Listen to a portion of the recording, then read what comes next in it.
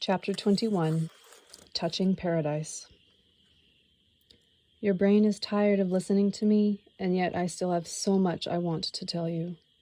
I do so want to, but you need to rest. Let us sit again for a little while. We sat down on the grass. Anastasia took me by the shoulders and drew me close to her. The back of my head touched her breasts, which gave me a pleasant, warm feeling. Do not be afraid of me. Let yourself go, she quietly said, and lay down on the grass so that it would be more comfortable for me to rest. She ran the fingers of one of her hands through my hair as if combing them, while the fingertips of her other hand quickly touched my forehead and temples. Occasionally she would lightly press down with her fingernails at various points on the top of my head. All this gave me a feeling of tranquility and enlightenment. Then, putting her hands on my shoulders, Anastasia said, "Listen now, and please tell me what sounds you hear around you." I listened, and my hearing caught a wide range of sounds, all different in tonality, rhythm, and continuity. I began naming the sounds aloud: the birds singing in the trees, the chirping and clicking of insects in the grass, the rustle of the leaves, the fluttering and flapping of birds' wings. I named everything I could hear, then fell silent and went on listening. This was pleasant and very interesting for me.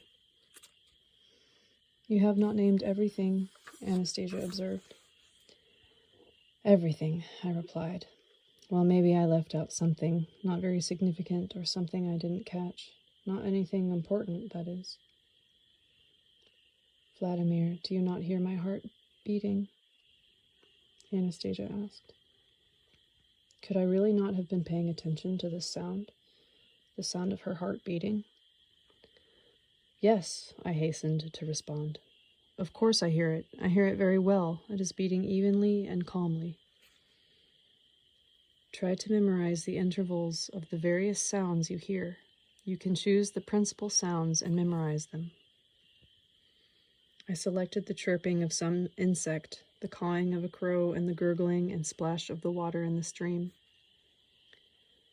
Now I shall increase the tempo of my heartbeat, and you listen to see what happens all around.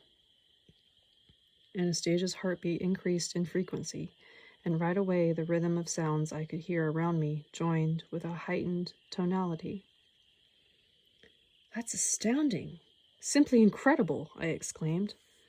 What are you saying, Anastasia? Are they so sensitive to the rhythm of your heartbeat? Yes. Everything, absolutely everything. A little blade of grass, a big tree, even the bugs. They all react to any change in the rhythm of my heart. The trees accelerate their inner process and work harder to produce oxygen. This is how all the plants and animals in people's environment react, I asked. No. In your world, they do not understand to whom they should react, and you do not try to make contact with them. Besides, you do not understand the purpose of such contact, and do not give them sufficient information about yourself. Something similar might happen between plants and the people who work on their little garden plots, if only people would do everything I outlined to you, imbue the seed with information about themselves, and begin to communicate more consciously with their plants. Do you want me to show you what man will feel when he makes such a contact? Of course I want you to, but how will you do that? I shall tune the rhythm of my heartbeat to yours, and you will feel it. She slid her hand inside my shirt, her warm palm lightly pressed against my chest. Little by little, her heart adjusted its tuning and began beating in the same rhythm as mine. And something most amazing happened. I felt an unusually pleasant sensation, as though my mother and my relatives were right there beside me. A sense of softness and good health came over my body, and my heart was filled with joy, freedom, and a whole new sense of creation. The range of surrounding sounds caressed me and communicated the truth. Not a truth comprehensible in all its detail, just something I felt intuitively. I had the impression that All the pleasing and joyous feelings I had ever experienced in my life were now merging into a single and wonderful sensation. Perhaps it is this sensation that is called happiness. But as soon as Anastasia began to change the rhythm of her heartbeat, the wonderful sensation started to leave me. I asked, "More. Please let me feel it some more, Anastasia." "I cannot do that for long. After all, I have my own rhythm." "Even just a little bit more," I pleaded. And at once again, Anastasia brought back the sensation of happiness, just for a short time, and then everything faded, but not without leaving me with a small taste of the pleasant and radiant sensation as a memory of it. We remained silent for a while, and then I felt like hearing Anastasia's voice again, and I asked, "Was it good for the first people, Adam and Eve? You just lie around, enjoy life, and prosper? Everything at your hand, only it could become boring if there's nothing to do." Instead of answering my question, Anastasia asked one of her own. "Tell me, Vladimir, do many people think of Adam, the first man, as you thought just now?" "Probably the majority.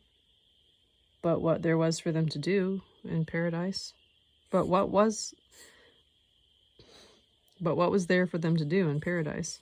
It was only later that man started to develop and thought up everything. Man developed through labor. He became smarter thanks to labor." "Yes, labor is needful, but the first man was infinitely smarter than his descendants today, and his labor was more meaningful. It demanded considerable intelligence, awareness, and will." "But what did Adam do in paradise? Did he tend a garden? Is that something that can be done today by any gardener, not to mention plant breeding specialists? Nothing more is said in the Bible about Adam's activity." If the Bible told everything in detail, it would be impossible to read through in a single human lifetime. One must understand the Bible. There is so much information behind each verse. Do you want to know what Adam did? I shall tell you. But first, remember that it is the Bible that tells us that God assigned Adam to give names and specify the purpose of every creature living on the earth. And he, Adam, did this. He did what all the scientific institutions in the world taken together have not yet been able to do. Anastasia, do you turn to God yourself? Do you ask him for anything for yourself? What more can I ask when there is so much already that has been given to me? It is my task to thank him and help him.